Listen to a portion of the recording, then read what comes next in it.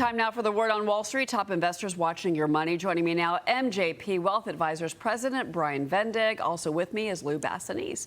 Brian, good morning. We're going to start with you here. Futures this morning on the final trading week of the year. We're kicking things off slightly lower. The S&P 500 nearing the 7,000 level and tracking an 8th straight monthly gain. All three major indices posting double-digit gains this year. Of course, led by AI, strong economic growth, and 3 consecutive Fed rate cuts. The Nasdaq surging over 22%, the Dow up 15%, the S&P 500 jumping 18%. So, Brian, you've been bullish on technology, and you do expect strong earnings growth. But where do you see the biggest opportunity going into next year?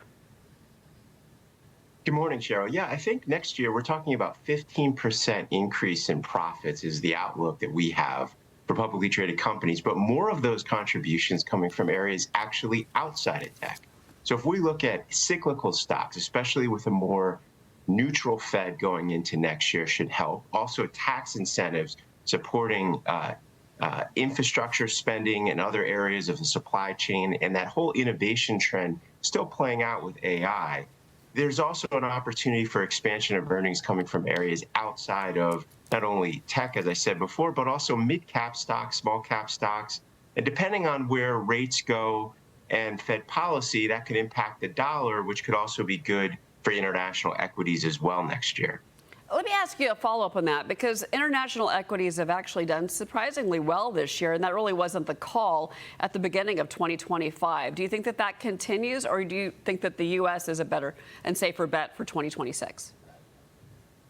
Well, right now, outlooks for global growth are intact, and also with just de-escalation on trade and also commitments that countries have in reinvesting in themselves in some areas.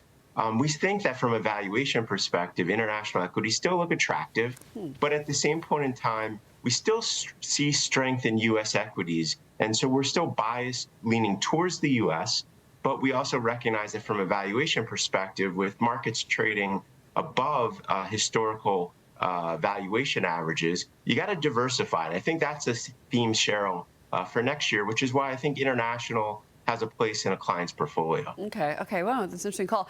Lou, over to you on this one. U.S. companies are outlining some lean plans for 2026, basically minimal hiring or flat headcounts, as firms are, of course, leaning more on technology and artificial intelligence. A lot of large employers say they're prioritizing capital investment over hiring.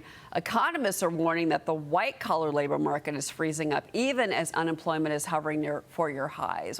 What is your thoughts about this? Because the unemployment picture is something that the Fed, of course, is going to be very focused on. Yeah, everyone's focused on jobs, and lean job growth usually means recession. In this case, though, even though we've gone from an average of about 370,000 jobs added a month 3 years ago to about 55,000, I don't think a recession is imminent. I think it's really a productivity pivot, and you're seeing this play out. A recent Vanguard study showed that while everyone's afraid that AI is going to steal jobs, it's actually created more jobs than the COVID era we saw in these companies that are highly exposed to AI, and more importantly, it's added to wages. So I think there's a big concern here that's unfounded. I'm with Brian here that earnings growth is going to be double-digit again. We've had 2, maybe 3 quarters of 10% earnings growth plus for the S&P 500, and it's accelerating for those other 493 stocks, not just the Mag 7. So I think there's a lot of underlying strength heading into 2026. Interesting. All right, let's look at yields this morning. We're watching, of course, the 10-year and the 2-year because the countdown is on. President Trump is closing in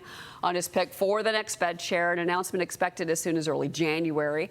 Now, according to reports, the president has narrowed the list to 4 finalists: Kevin Hassett, Kevin Warsh, Christopher Waller, and BlackRock executive Rick Ryder, all seen as more open to lower rates. Bank of America CEO Brian Moynihan is warning that markets are going to punish any move that undermines the Fed's independence, saying confidence in the central bank is critical for financial stability.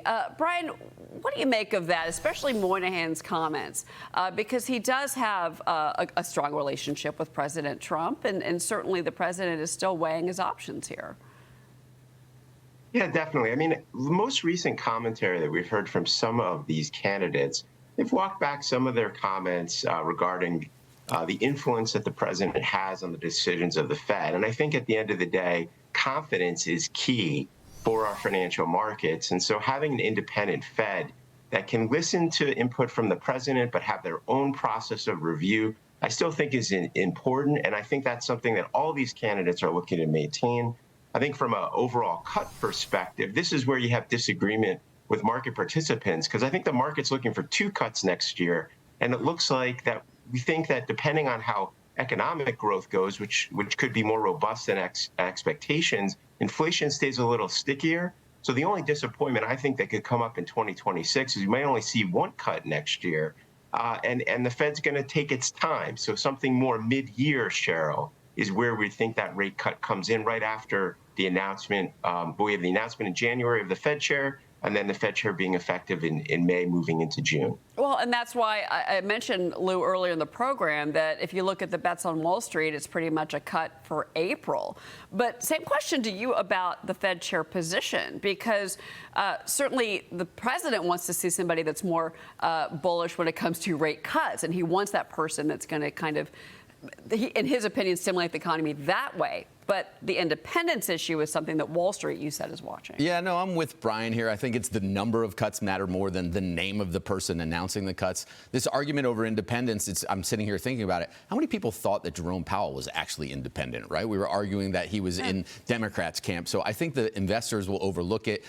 They like certainty. Give us a name. I think it's probably Hassett. We'll move forward and focus on the number of cuts and the other economic fundamentals. That's on Hassett. Well, we shall see. January starts the end of this week. Brian Vendig, thank you so much for being with us this morning. We really appreciate your time. And Lou, you're going to stay with us all morning long.